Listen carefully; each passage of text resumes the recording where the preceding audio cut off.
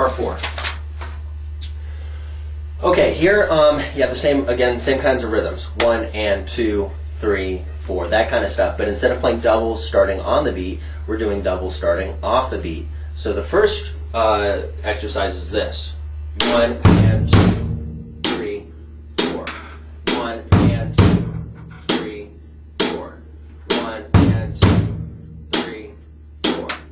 1 and 2, 3, 4. Stop. So that's number 1. Number 2. 1, 2, and 3, 4. 1, 2, and 3, 4. 1, 2, and 3, 4. 1, 2, and 3, 4. Again, make sure the hi-hat doesn't change. Sometimes people like to change this stuff now that we're doing some harder things, but hi-hat has to stay the same. Everything else has to fit in relation to it. Let's skip around a little bit. Let's do number 6. So the snare drum, starting on the end of beat 2. 1, 2, and 3, 4. 1, 2, and 3, 4. 1, 2, and 3, 4.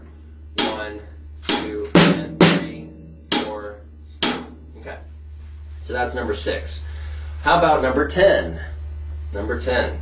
Bass drum and snare drum. 1, 2, 3, 4.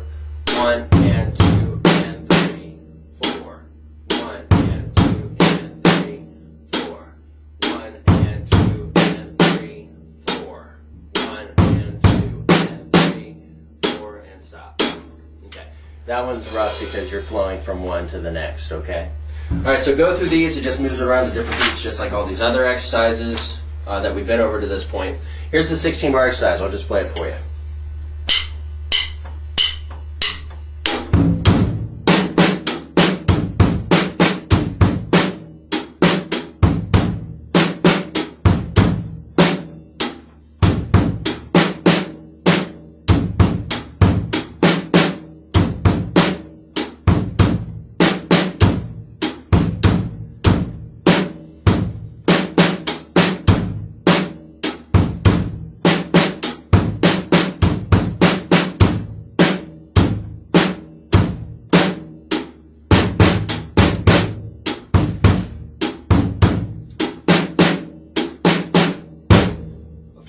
People have a hard time with the last line. First measure of the last line is a real pain in the butt.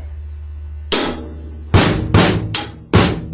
because you're doing the right foot and the left hand together, or the bass drum and the snare drum together, with some tough rhythms. Just work it out. As long as your hi-hat's staying the same, and you practice it slow, you'll be fine. Okay, and then going from there into the rest, the other 2 measures on the line. Measure 2. Measure 3. People want to rush that because there's some space in there. Space, space, space, space. People want to rush that or speed it up. Don't do that. There you go. So that's that 16-bar exercise. There's some other challenging measures in here, but they're all about the same difficulty level. They're not too bad. So that's the 4th section. So now when you practice, do the 1st, 2nd, and 3rd as a warm-up. Just run through it a few times every time you sit down to practice. And then this 16-bar exercise, spend most of your time working on that. Okay? Section 5. Now, this stuff I don't really need to play for you as much. I'll kind of just skip straight to the 16-bar exercise. But up to this point, if you can play sections 1 through 4, okay. Doesn't have to be great, but if you can read it okay and play it okay, then starting with section 5, it's really just a matter of reading. You're playing notes on the beat, notes off the beat, on the snare or on the bass, all over the place. So just do some reading. Number 1 is just 1 and 2, 3, 4. It's not a new rhythm for us. It's just a new combination for us. So instead of playing 1 and 2 either on the bass drum or on the snare drum, well, now we're doing it between the bass drum and the snare drum. So it's bass, snare, hi-hat, hi-hat, hi-hat, bass, snare, hi-hat, hi-hat, hi-hat. But up to this point, you should be able to read okay. So I'm going to let you go through this stuff on your own. So we're going to cover the 16-bar exercise. Here's how it goes.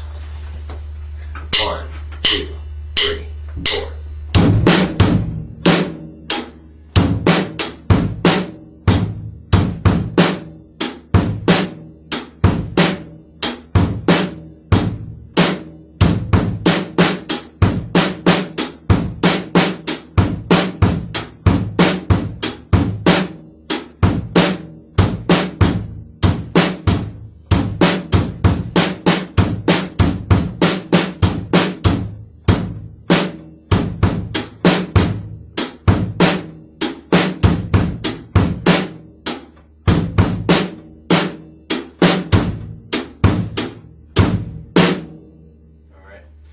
Gosh, there's a bunch of measures in here that can mess you up.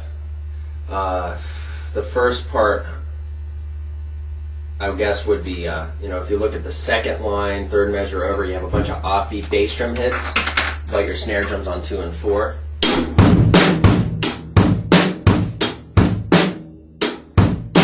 Just stay focused for that. You'll be fine. It's not that big of a deal. And then third line, second and third measure.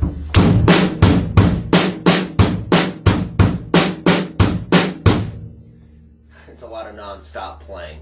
So just be aware, keep your eyes open, and keep it slow. Work through that.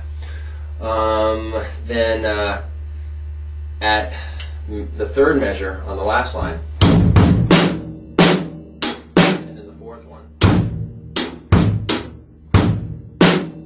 watch the hi-hat. Everybody wants to speed that up.